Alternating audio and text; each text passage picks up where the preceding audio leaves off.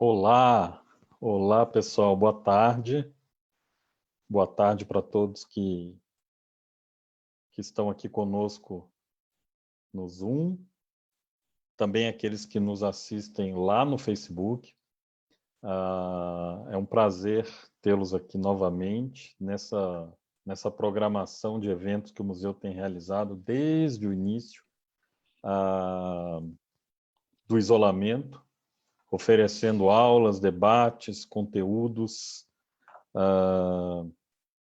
para todos que entendem a necessidade de se falar sobre o Holocausto e trazer as lições para os dias de hoje.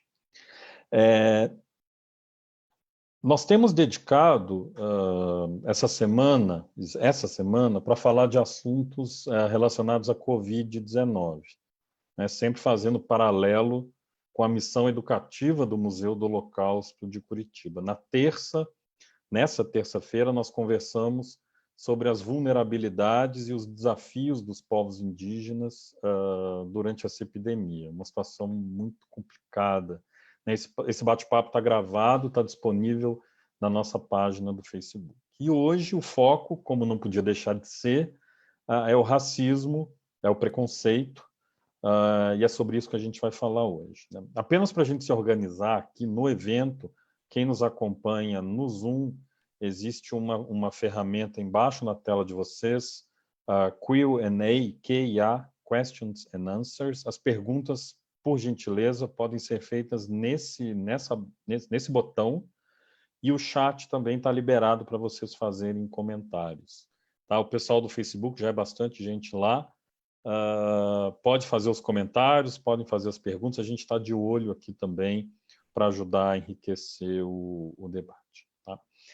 Antes de apresentar os convidados especiais, eu gostaria de começar o nosso papo como introdução, citando o trabalho de duas jornalistas brasileiras, três, na verdade, que a partir de materiais que elas escreveram, deram um pontapé para que esse evento fosse criado pelo Museu do Holocausto e pudesse sair hoje. Eu estou falando primeiro da Rosana Pinheiro Machado, que publicou um artigo no Intercept Brasil falando sobre como o coronavírus expõe a nossa desinformação sobre a China. Ela cita, inclusive, a Eliane Brum, que lá em 2014, numa matéria do El País, falou sobre a possibilidade do ebola chegar ao Brasil. Ela chamou a matéria de o vírus letal da xenofobia. O subtítulo diz: o primeiro teste no Brasil deu negativo para o ebola, mas positivo para o racismo. Né? E outro trabalho é da escritora, jornalista, doutora em comunicação, que é a Flávia Gazi, que no início de fevereiro, numa coluna que ela tem no UOL, ela escreveu que as pandemias são, historicamente, momentos em que os nossos preconceitos são vazados, né? Que o nosso sistema de crenças se torna aparente, né? Ela faz um paralelo com outras epidemias, até as pragas do Egito, é bem interessante. Depois eu deixo o link aqui no Zoom e lá no Face também. Tá? A Flávia, inclusive, diz, né, que não é o coronavírus que traz o estigma a pessoas asiáticas, é o nosso tratamento a elas que revela o estigma e o racismo que a gente sempre teve. Né? O coronavírus é só uma maneira, como ela diz, débil e bizarra que usamos para tentar legitimar os nossos preconceitos. Eu disse tudo isso para apresentar o bate-papo de hoje, chamado Covid-19, as pessoas asiáticas, xenofobia, racismo, estigmatização em meio à pandemia. Nós temos dois convidados super especiais hoje. Uma delas é a Cici, professora, fundadora do Pula Muralha. Ela é chinesa, é mestra em ensino de chinês pela Universidade de Hubei e Relações Internacionais pela Unesp. Ela também foi eleita a melhor professora de idiomas da região Sudeste. Enfim, é um fenômeno que eu agradeço o tempo, a disponibilidade de estar aqui com a gente hoje. E o Léo Juan é cineasta, é roteirista, ele é criador de conteúdos online sobre cultura pop, fundador do canal Yo Bambu, que foca na experiência do asiático brasileiro, fora as centenas de coisas que ele faz, que a gente acompanha, que ele também vai poder contar para a gente um pouquinho aqui. Eu agradeço mais uma vez o Wagner, o nosso intérprete de Libras, que se junta aqui conosco na missão de discutir esse tema tão importante, tão fundamental. e, se me permitem dizer, para a existência do Museu do Holocausto, de qualquer museu do Holocausto que existe no mundo. Né? Falar sobre intolerância, preconceito, racismo, o ódio que existe hoje. Né? Enfim. Já falei demais, eu gostaria de começar conversando, dando boa tarde para a Cici. Boa tarde. Boa tarde! Boa tarde, Carlos. Boa tarde, Leo. Boa tarde, Wagner. Boa tarde a todos. Sou Cici. Meu nome em chinês é Liao Si. Geralmente eu me apresento como Cici, mais fácil. E muito obrigada pelo convite. Eu estou muito feliz de poder estar aqui. Legal. Cici, no início da pandemia, você gravou um vídeo no canal do YouTube, lá no Pula Muralha, falando sobre racismo, falando sobre xenofobia por causa do Covid. Até usou o slogan de uma campanha internacional chamada Eu Não Sou um Vírus. A gente vai falar sobre isso no nosso bate-papo. Enfim, você gravou vários vídeos, falam de fake news, falam de sopa de morcego, enfim, falam de preconceito. No início de março, eu li uma declaração sua, eu acho que foi na Folha de São Paulo, que dizia que você queria comprar máscaras, mas pensou que se comprasse, as pessoas iam pensar que você estava infectada e que naquele dia você não foi à farmácia por medo disso. E há alguns dias você publicou um outro vídeo explicando por que você não gravaria mais vídeos sobre esse assunto, falou do mal que você sentiu com muitos dos comentários agressivos que recebeu nesse tempo. Então, a gente tem muita pergunta para fazer, mas antes de fazer essas perguntas, eu queria que você contasse um pouquinho dessa experiência dos últimos 4, 5 meses aqui de Brasil, ter que lidar com isso pelo fato de você ser chinesa. Como é que tem sido isso para você? Como é que tem sido esses últimos 4 meses na sua vida? Foi bem difícil. Foi muito difícil mesmo, porque antes, né, de tudo, eu tenho um canal do YouTube, Pula Muralha. Hoje em dia já tem bastante inscrito, tem quase 700 mil inscritos, então eu sempre falo sobre a cultura chinesa, cultura asiática. Então, quando ela começou em janeiro, antes de começar a gravar vídeo, na verdade eu já recebi muitos perguntas, tanto público, tanto pessoalmente, família, amigos, me perguntando sobre isso. Isso acho que foi no meio de janeiro, porque a notícia já começou a chegar aqui no Brasil. E aí, por isso eu resolvi começar, né, gravar esse vídeo. E esses 4 meses, realmente, a gente, às vezes, brinca com os chineses que moram no exterior, falou que se essa epidemia foi um jogo de futebol, a China jogou a primeira parte, o mundo jogou a segunda parte, e os chineses moram no mundo jogou inteiro. Que desde o início foi muito difícil para a gente, porque nesse centro de epidemia, que chama Wuhan, é minha segunda cidade, porque eu fiz faculdade nessa cidade.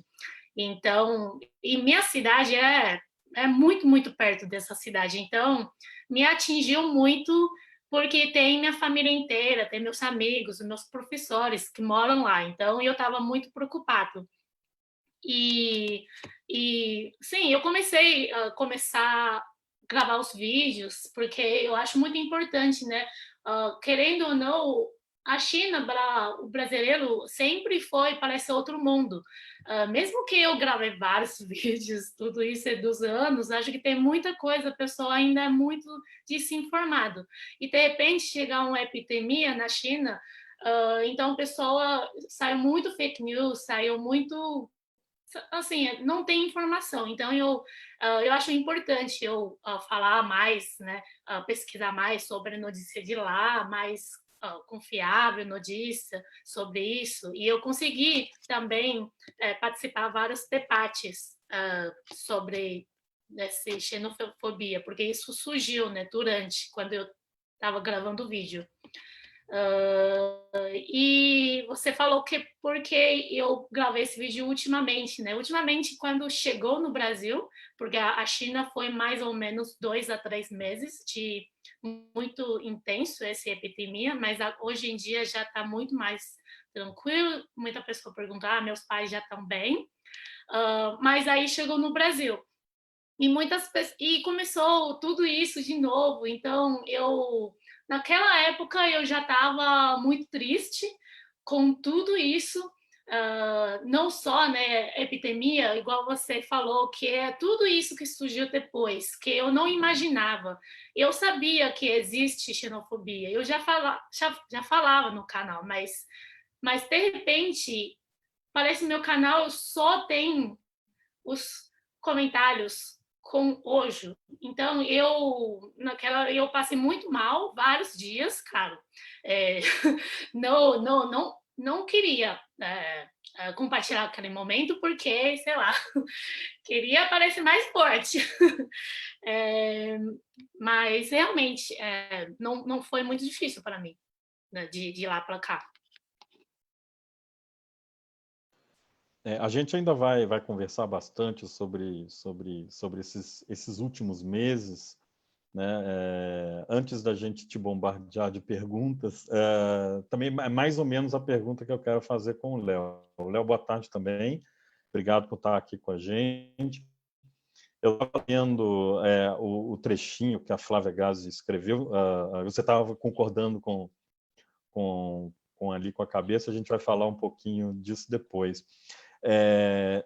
Já há muito tempo que também você se dedica a falar da experiência do asiático brasileiro, né? Parte dela focando o preconceito, né? A gente já assistiu vários dos seus vídeos, coisas que asiáticos brasileiros sempre ouvem, aquela questão das pessoas serem chamadas de japa, enfim, a gente pode falar sobre isso também. Aí vem essa epidemia, e já em fevereiro você já tinha conteúdo produzido sobre isso também no canal. Então, eu queria repetir mais ou menos a mesma pergunta, dar o espaço para você contar um pouco dessa experiência, do que tem sido dos últimos 4, 5 meses na sua vida, lidar com tudo isso que está acontecendo.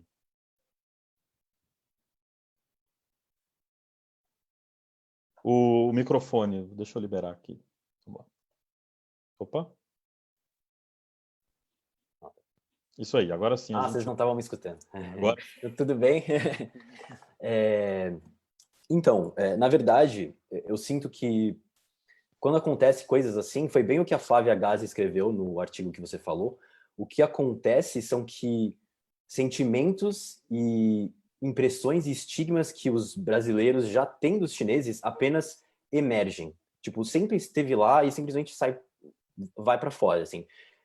A situação atual me lembrou bastante um episódio que aconteceu comigo faz um ano passado, no carnaval do ano passado, que rolou um caso de, tipo, teve uma blogueira famosa, assim, uma blogueira branca, que ela fez uns vídeos, uns stories, ensinando os seguidores dela a se fantasiarem de chinês. Então, tipo, ela fala, você consegue fazer uma roupinha chinesa desse jeito e tal? Aí ela ensinava a fazer maquiagem para parecer que o olho estava meio puxado, assim. Era uma coisa absurda, tipo, se fantasiar de chinês, né? Aí eu peguei e tuitei sobre isso. Eu falei, tipo, na verdade, eu nem queria falar, eu vi aquilo, eu pensei, nossa, preguiça de falar disso, mas eu falei, então eu vou tuitar, não vou fazer um vídeo, eu vou tuitar. Aí eu postei no Facebook também. Aí eu lembro que eu fui para um bloquinho, e aí quando eu tava voltando desse bloquinho, eu recebi uma mensagem de uma amiga minha falando, Léo, você tá bem? Se precisar conversar com alguém, eu tô aqui. Aí eu falei, nossa, por quê? O que aconteceu, assim? E aí eu cheguei em casa, tipo, eu tinha mais de 500 mensagens no Facebook, eu tenho um monte de resposta no Twitter, de um monte de hate, assim, absurdo, com frases super xenofóbicas, assim, ligadas ao chinês. Então, tipo, então você não gosta de carnaval? Então volta pra China. Fica quieto e vai terminar de fazer meu iPhone. Tipo, umas coisas super, assim, de um cunho racista.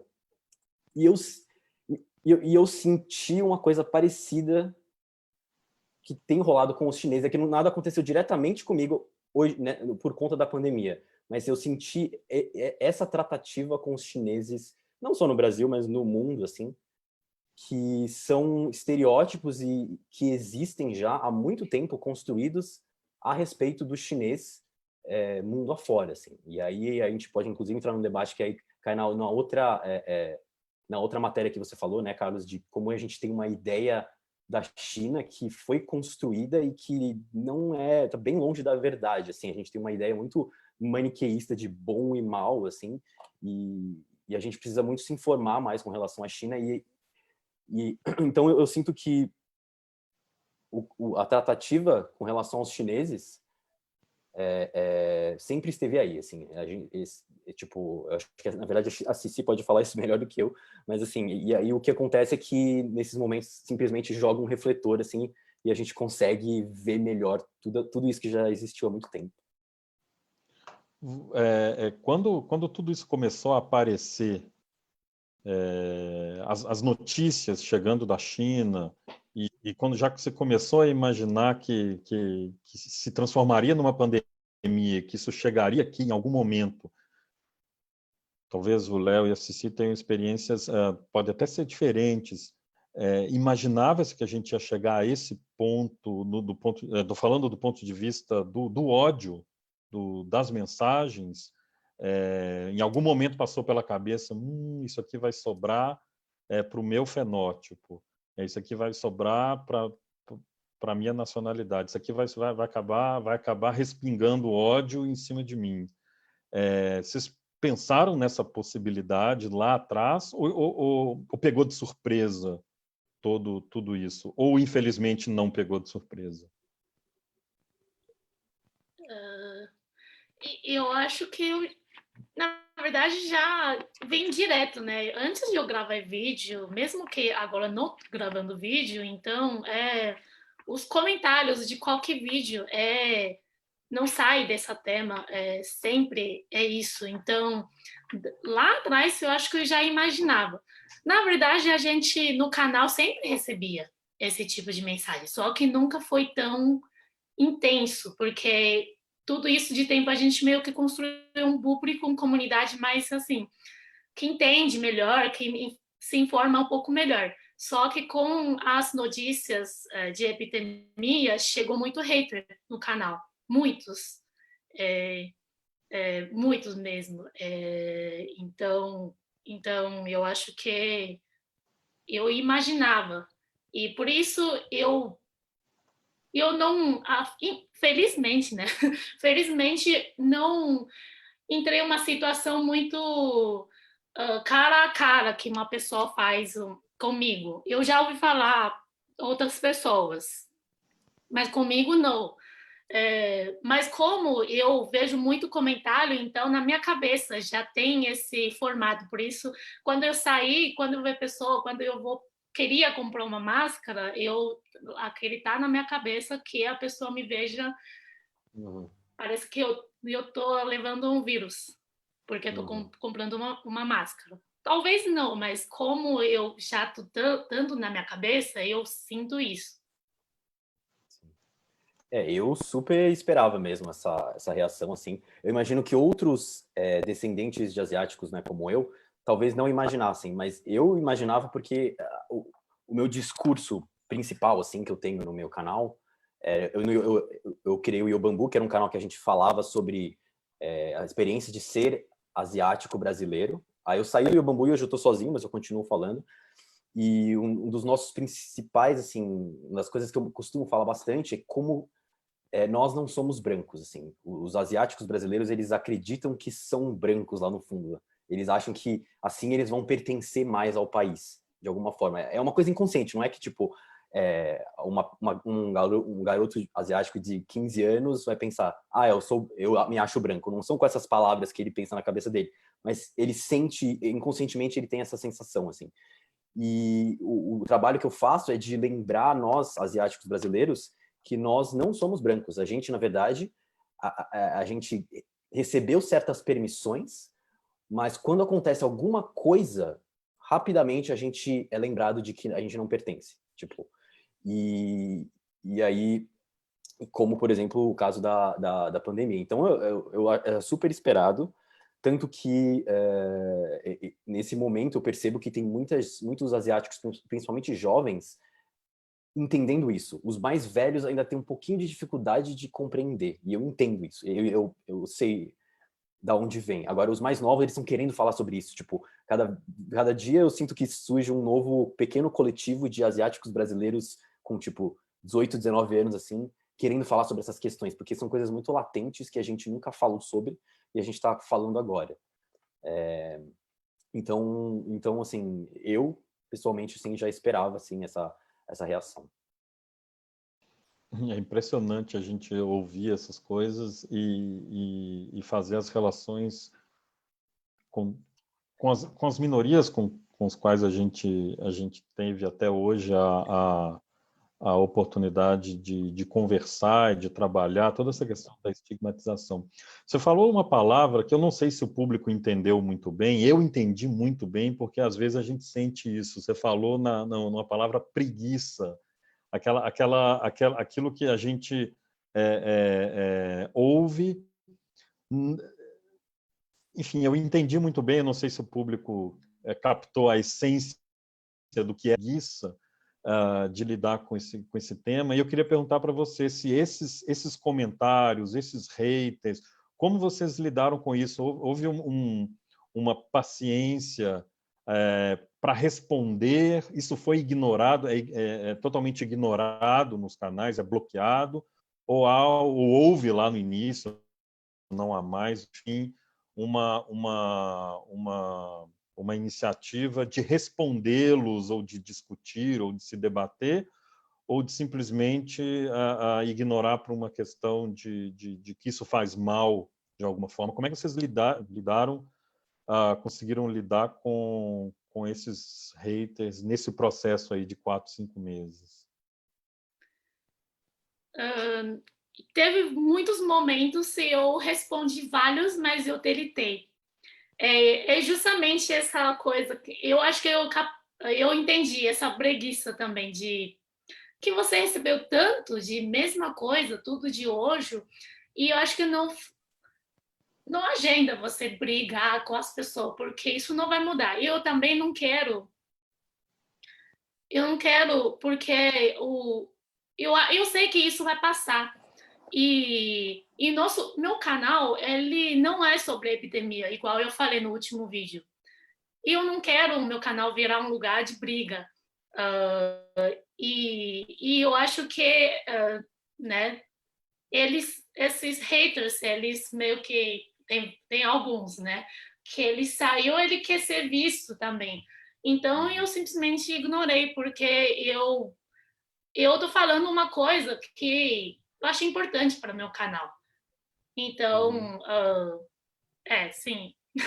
Eu acho que eu não quero meio que enfatizar esse hoje no meu canal, porque se você iniciar uma briga, né, que não, eu acho que não é significativo, meio que você está enfatizando esse comentário que é tão, por exemplo, como fazer sopa de morcego? Como você vai responder esse comentário? E tem muitos, tipo esse, vai para a China, aí vai chegar, como fazer, agora vocês comem morcego, não comem mais cachorro, enfim, esses comentários que eu acho que não precisa responder. Sim. Essa questão do vai para, a gente costuma ouvir muitos para diversos grupos, né? Vai para a China, volta para a África, volta para Israel, volta para sua tribo indígena. Então é como se esse outro não tivesse o espaço em que nós acreditamos que ele deveria ter. Sim, Desculpa, Cizi, pode falar. Pode falar. Não, eu falo que eu moro no Brasil. Aqui é minha casa. Por que eu vou voltar para a China? Sim. Aqui é minha casa. Sim. Existe um mito, tipo, eu sei que eu cresci com esse mito de que o Brasil aceita todos os povos, todas as religiões, todas as raças. Isso é um mito, tipo, é mentira. E quanto aos hates, assim, nossa, a Cici falando na primeira fala dela, que ela disse que, quando ela começou a falar, você falou, tipo, que sua família estava com medo da sua família, você estava com medo, sabe? Tipo, você é uma pessoa com dimensões, você tem os seus problemas, as pessoas acham que você não é um ser humano, assim, eu sinto isso, tipo, as pessoas esquecem que quem está por trás da tela, assim, e ainda mais pessoas que não são de um grupo hegemônico, esquecem que elas são seres humanos também, então acaba virando um lugar para você jogar suas frustrações e suas inseguranças em cima, assim. E ainda mais falando de questões de ser asiático, assim, tem muita pouca representatividade, assim, na mídia, né, na brasileira. E aí cai um peso sobre a pouca representatividade que tem. Eu imagino que a Ceci deva receber várias mensagens de casos de xenofobia para ela denunciar. Eu recebo um monte, assim. E cada dia mais, ainda bem que tem mais pessoas falando sobre isso, então pode distribuir um pouquinho. Mas eu e a Ceci, a gente está há um tempo falando disso, e a gente tá na internet já há um tempo, assim, quando não se falava disso de forma alguma.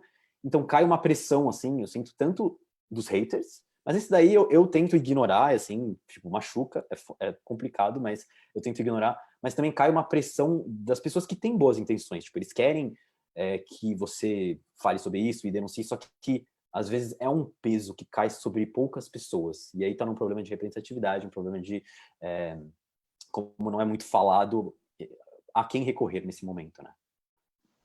Sim. Então, estão começando a chegar as primeiras perguntas. Tem uma pergunta da Maria Vitória. Eu vou fazer daqui a pouquinho a pergunta dela. Eu queria fazer uma pergunta para a Ceci, e também a estender ao Léo. Ceci, você falou sobre a questão dos seus pais e a preocupação em relação ao que acontecia lá.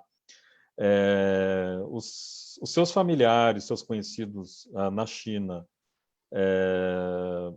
souberam de alguma forma sobre esses ataques, sobre esses haters, ou eles têm a preocupação exclusiva da doença, do vírus, ou eles souberam dos ataques e se souberam como eles, enfim, lidaram com isso? Sim, sobre xenofobia, acho que meus pais não têm ideia. Eu acho isso muito interessante. Eu acho que eu e Léo, porque Léo cresceu aqui, Léo brasileiro, né? Ele tem descendência chinesa, taiwanesa, mas ele é brasileiro.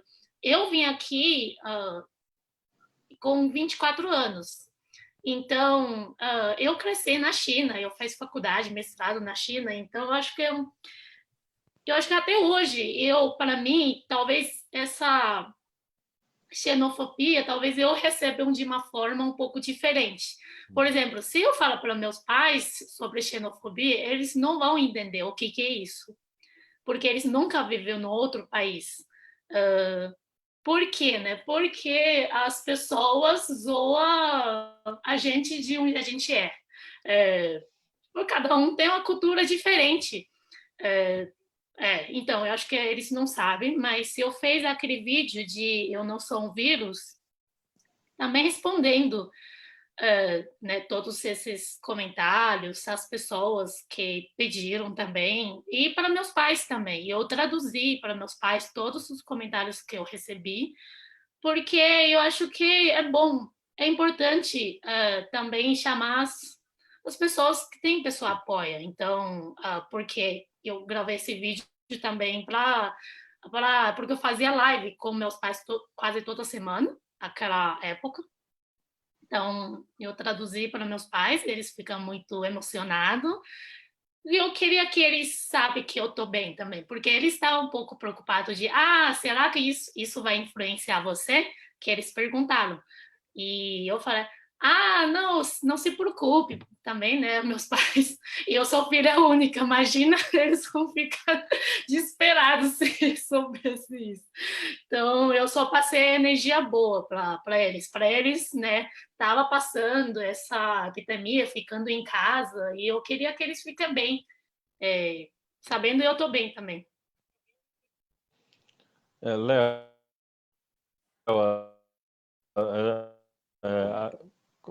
familiares, Desculpa, tudo. eu acho que É. Peraí, eu não ouvi o finalzinho do que você falou. Não, na verdade, eu falei que eu poderia, enfim, fazer a mesma pergunta e envolver a questão familiar, dos conhecidos e tudo mais, mas eu queria que você também comentasse sobre o Eu Não Sou um Vírus, sobre o hashtag, como é que foi essa... A gente sabe que nasceu fora do Brasil, né? Isso depois chegou nos Sim, Estados Unidos, chegou até aqui, e contasse para a sim. gente um pouquinho da experiência dessa campanha, dessa hashtag, dessa tentativa de uma mobilização Sim, para lutar contra algo que estava acontecendo naquele momento e continua acontecendo. sim, sim. Assim, aqui no Brasil, rolou um pequeno movimento de alguns descendentes de asiáticos. No geral, eu senti que era mais nipo-brasileiros, né, descendentes de japoneses, assim, postando sobre isso. Eu também postei, assim. Eu acho que no Brasil, o debate sobre ser asiático ainda está bastante embrionário, assim, porque o Brasil ele é diferente dos Estados Unidos no sentido de que aqui veio muito japonês e muito menos chineses e menos coreanos, mas a presença japonesa descendente é muito grande, e eu acho que isso traz algumas diferenças, assim, no sentido de que o brasileiro padrão, por assim dizer, o imaginário brasileiro, ele diz que é tudo igual, mas ao mesmo tempo ele diferencia também. Ele cria uma hierarquia de que o japonês é melhor do que o chinês. Eu lembro que quando eu estava na faculdade, no colégio, já chegaram para mim e falaram uma piada do tipo: japonês não é sujo, né?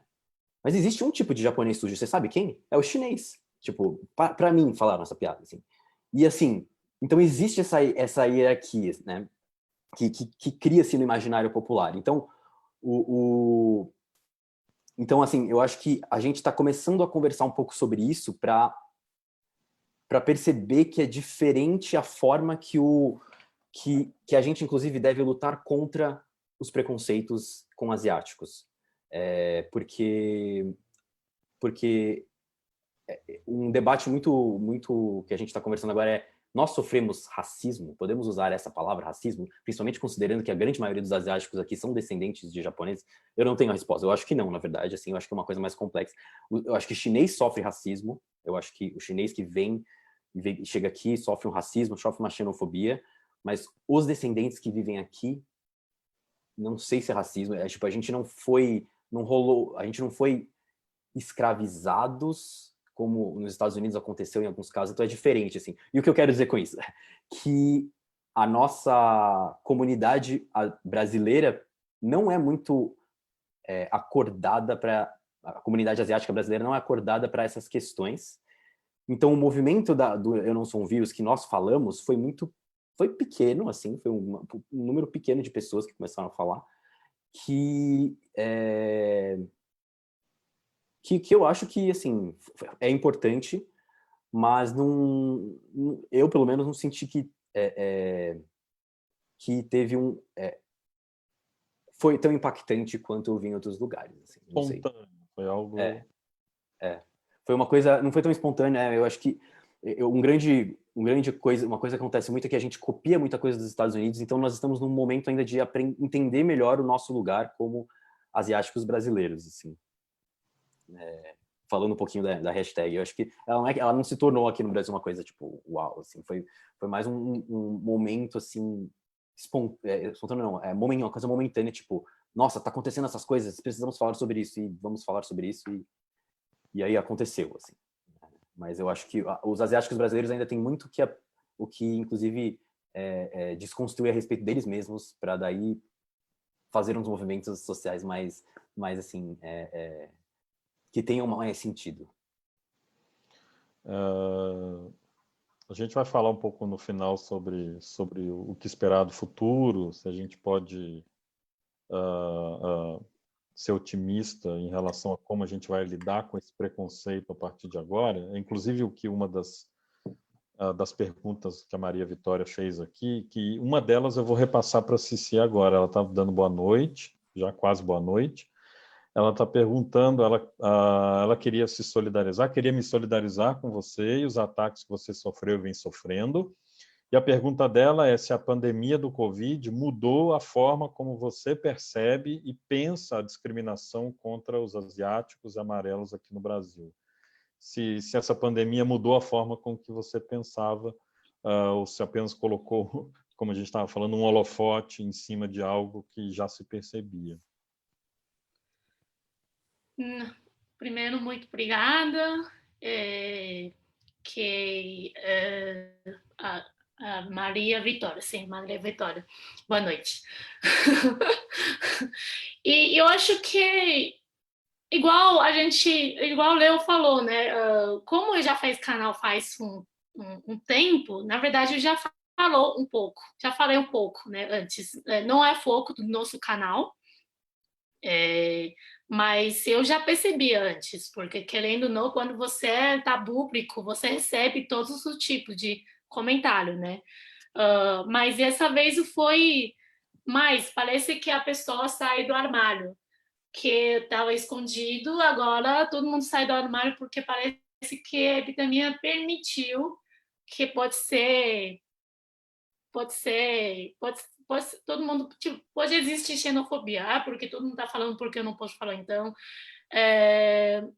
até tem, né, meu marido é brasileiro, então eu tenho família brasileira, então, tipo, dentro da família também, isso peguei surpresa, é isso, tipo, eu sabia, mas esse foi muito mais um intenso, de pouco tempo, que eu fiquei um pouco surpresa disso, de tão perto, uma pessoa tão perto que pode ser xenofobia comigo, e que eu não sabia antes, eu achava, não sabia isso mesmo.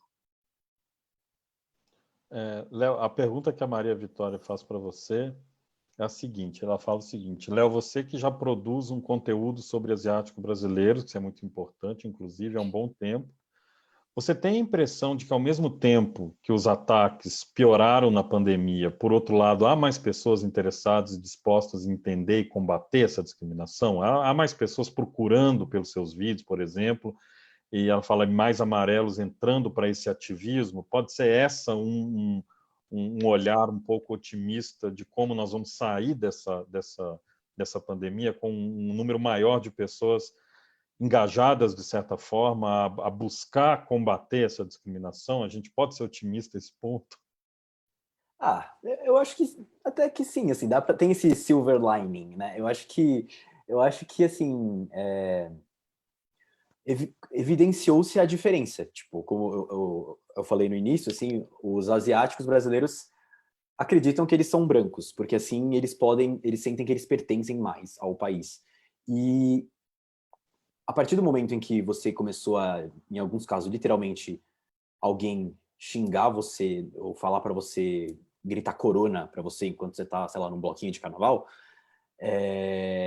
a partir do momento que acontece isso, você percebe, peraí, talvez eu não seja tão a mesma coisa, talvez tenha questões aí, então deixa eu procurar. Então sim, eu senti um movimento, na verdade, de algumas pessoas indo atrás de mais conteúdo, de mandando mensagem para não só para mim, assim, mas outros asiáticos brasileiros que falam também. Eu sinto que o Twitter cresceu bastante, assim. A gente chegou num momento em que dá para até falar que existe um Twitter asiático brasileiro. Tipo, tem bastante pessoas ali asiáticas brasileiras falando sobre essas questões, assim. E eu sinto que realmente mudou muito de 5 anos para cá, assim. Eu comecei a falar dessas questões foi em 2016. E eu lembro que nessa época falar sobre ser asiático, esse termo amarelo também não existia, assim, existia, mas tinha um cunho negativo. A gente está meio que ressignificando essa palavra agora, assim. Então, eu sinto que e mudou muito, tipo, em 5 anos, 4, 5 anos, hoje a gente, os jovens principalmente, de novo, percebem que eles não são brancos, que eles têm uma vivência diferente e eles querem falar sobre isso. Então, eu acho que, e aí o caso da pandemia e a tratativa, né, em decorrência disso, abriu os olhos para muita gente, assim, inclusive eu acho que assim como fez os xenofóbicos saírem do armário, fez os asiáticos que não se entendiam como asiáticos também saírem do armário, assim. Então, acho que, sim, eu sinto isso também. Tem uma pergunta do Arielson aqui no Zoom também. É muito interessante uma coisa que vocês já falaram, né? Que o Léo já comentou sobre essa questão do pertencimento, que a gente pode até se aprofundar nisso. Ele pergunta o seguinte: por que vocês acham que esse racismo, quando se trata de asiáticos, é levado como forma de piada? E por que vocês acham que isso é aceito? Por exemplo, eu vejo coletivos contra outras formas de preconceito, mas não existe uma visibilidade grande quanto à movimentação desses grupos asiáticos. Então, ele está perguntando, talvez a gente se aprofundar um pouco mais nessa questão, talvez da falta de visibilidade ou de agrupamentos que tenham consciência de que isso é necessário ser lutado. E a gente aceita como forma de piada as questões relacionadas às pessoas asiáticas. E aí eu até falei no início da minha fala sobre a questão do japa, né? E o que está embutido a partir do momento que você chama ou apelida uma pessoa de japa, tudo que está embutido nesse nome. Mas, enfim, a pergunta dele é essa: por que, nesse caso específico, talvez não exista tanta ainda mobilização e visibilidade? Bom, eu acho que a Léo pode falar melhor sobre isso. Eu acho que tem várias razões, assim, que uma delas é a que eu já falei bastante, que é que os asiáticos ainda não se entenderam como asiáticos. Outra é que os asiáticos brasileiros, dentro das suas próprias comunidades, eles são muito fragmentados, assim, eu nem sei se eles vão se unir.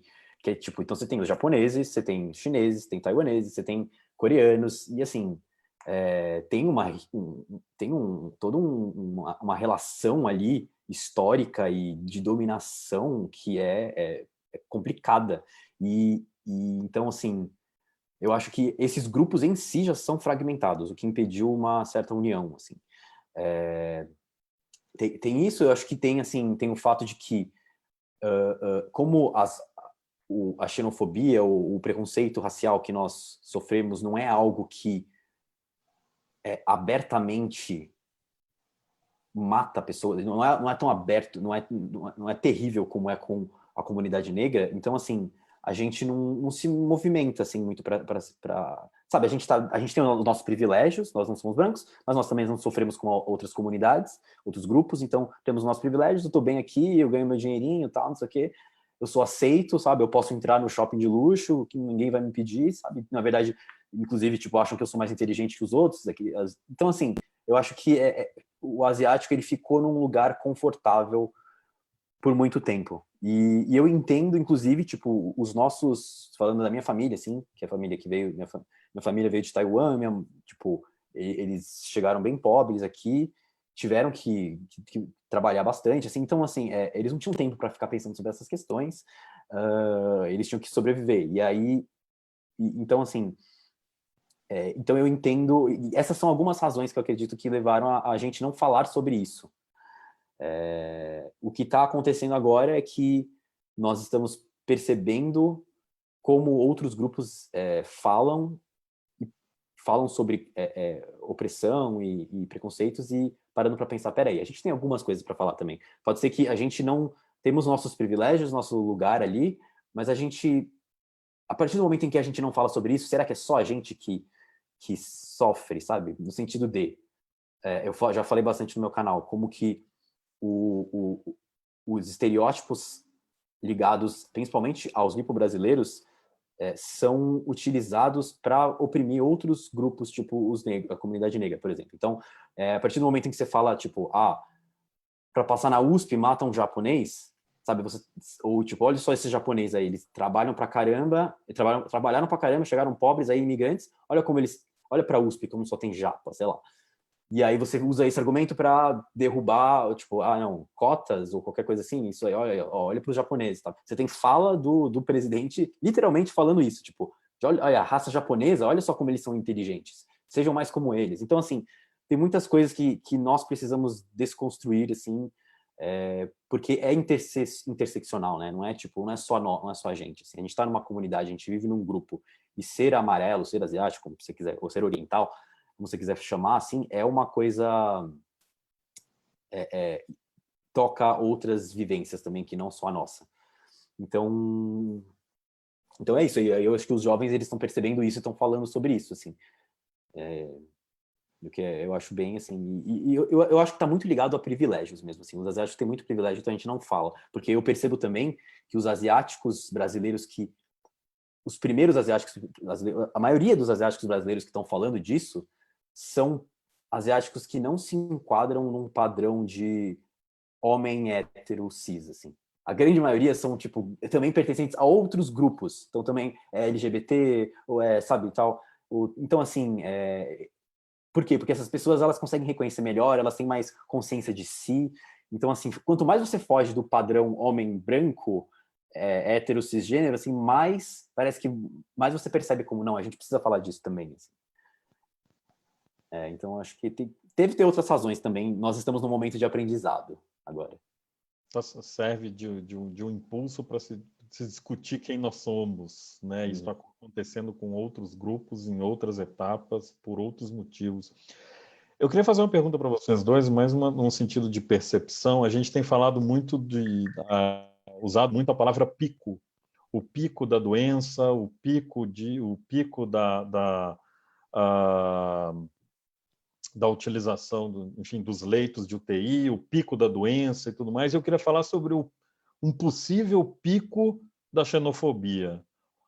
Hoje, 4 de junho, no momento em que nós estamos já aqui no Brasil, vocês imaginam que o pico do ódio relacionado especificamente à Covid-19 em relação às pessoas asiáticas, ele já passou ou não? Como é que está hoje, por exemplo? Vocês podem me dar um relatório do canal de vocês de hoje? Hoje tivemos haters, hoje isso tem aumentado, vocês imaginam que a gente chegou nesse pico já disso, ou é constante isso, e até o momento que as pessoas não retornarem à vida normal, ou ao novo normal, ou o que quer que seja, isso vai manter constante? Bom, isso eu nunca tinha pensado, na verdade, esse pico, mas quando você falou, eu lembro, teve alguns momentos, sim, que isso foi quando? Acho que foi abril. Quando a epidemia chegou no Brasil de uma forma mais assim, né? Em março começou, mas tipo, de repente começou a crescer muito casos no Brasil, e eu acho que teve várias coisas movendo político também. Eu acho que nesse momento, pelo menos para mim, para meu canal, foi um pico de que teve mais comentários. Como eu sou chinesa, né? Então, na verdade, maioria do meu canal, os comentários dos hoje é contra os chineses, o país. Então, desse tipo de comentário, acho que foi no início de quando começou a crescer os casos aqui no Brasil. Agora também, para evitar, eu imagino que se eu começar a publicar mais vídeos, com certeza vai vir mais. Por isso eu estou evitando também. Então, eu não posso dizer que passou esse pico. Eu acho que identificar o pico, eu acho que a Cici vai ser muito mais certeira, assim, muito mais... Porque ela, eu acho que... sei lá, eu acho que ela tá muito mais...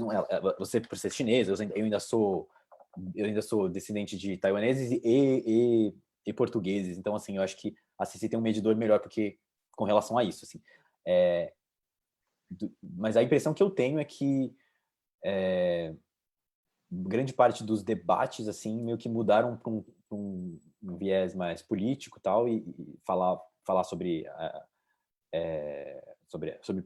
o presidente e tal, assim, tá muito mais... As pessoas estão falando mais sobre isso agora, mas eu acho que depois vai voltar, essa questão da xenofobia vai voltar, e eu acho importante, assim, eu acho que também, eu posso estar falando besteira aqui, não sei, mas eu acho que também algumas pessoas estão parando e tentando entender um pouco mais da China também, eu sinto.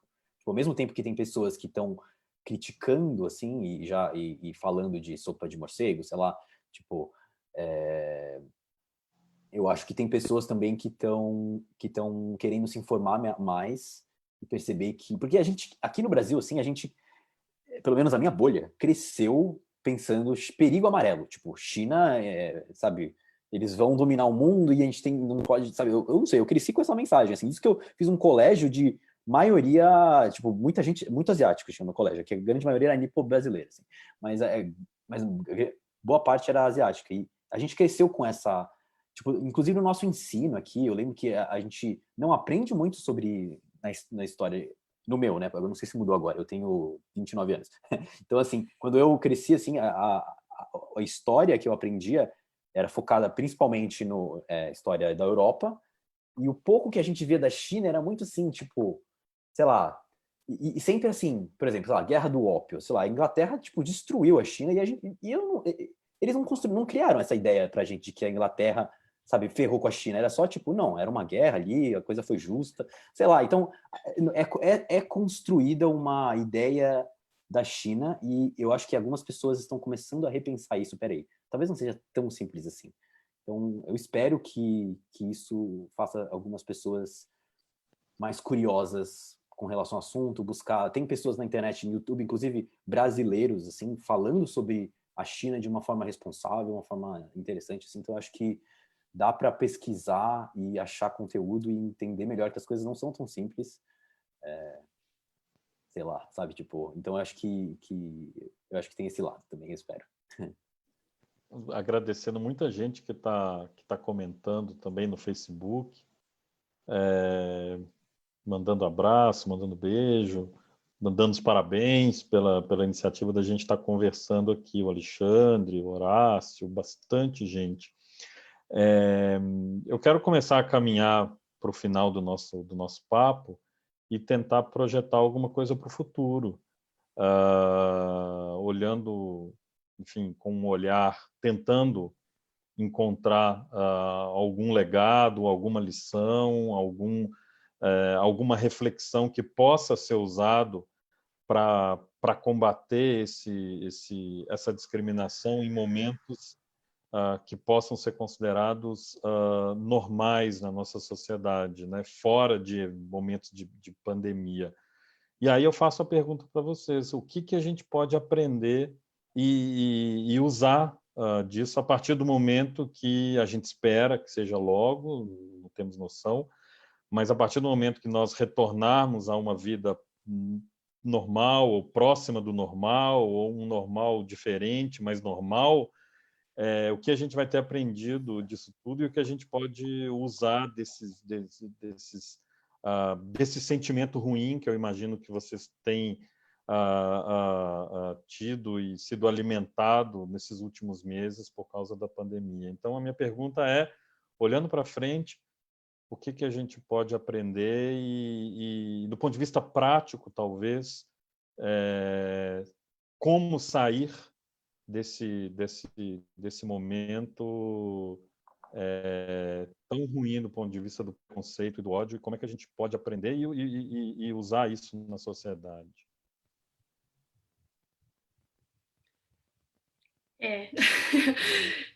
Bom, eu sempre volto para o meu canal porque é um lugar que eu falo, né, com o público.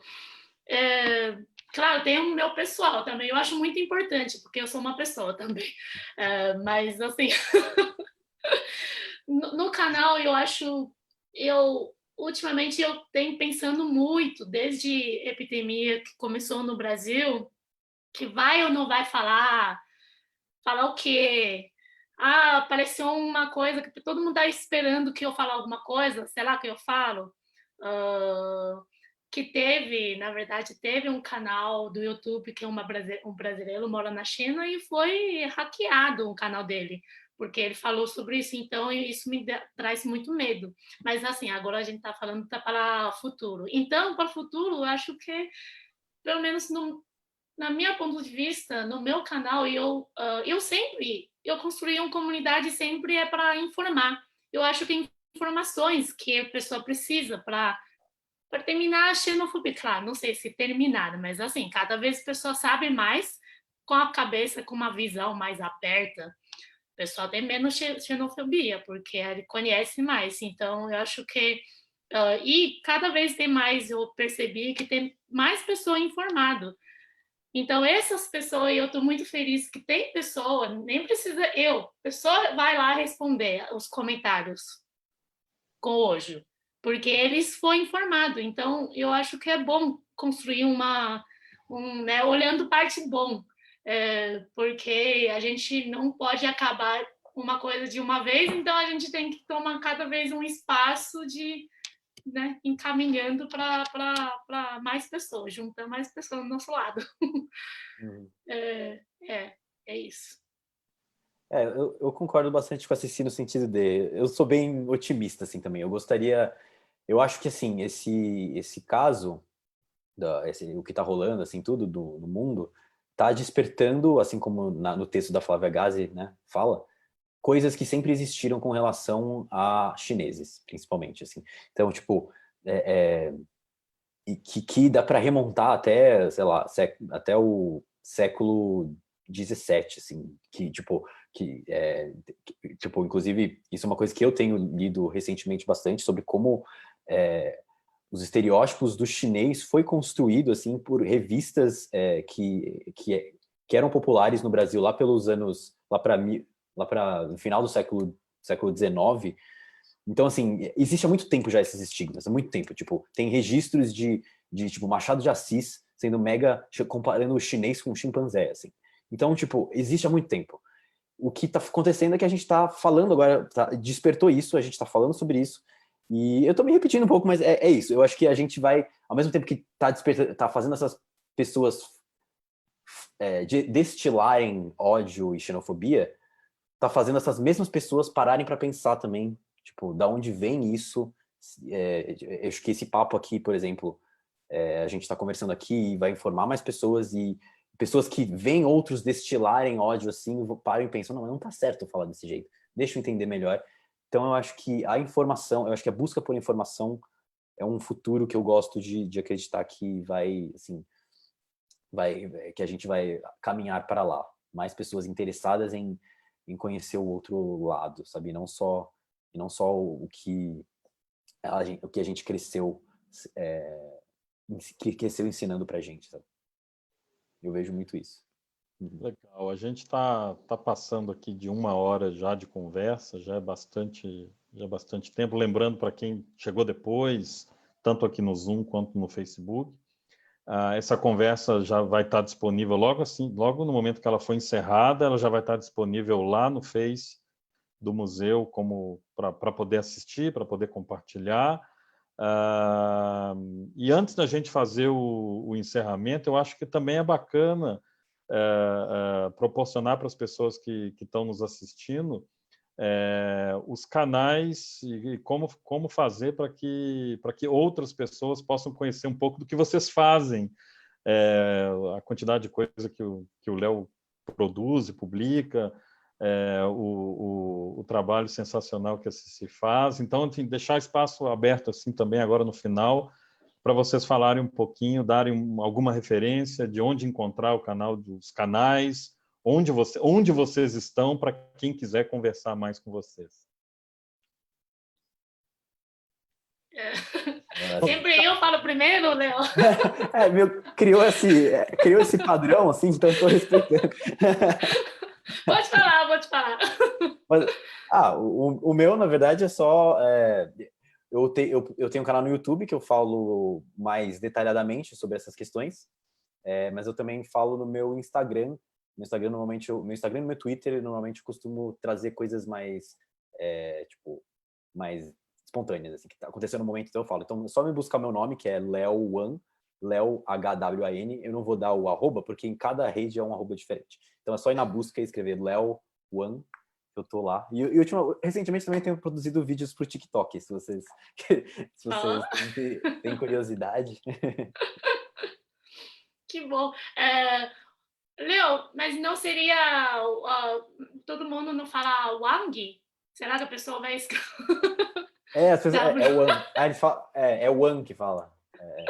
Né? É porque eu sou professora também de chinês, que é quando eu ensino, porque o Wang é um nome muito comum na China. Só que todo brasileiro fala Wang, porque tem um G no final.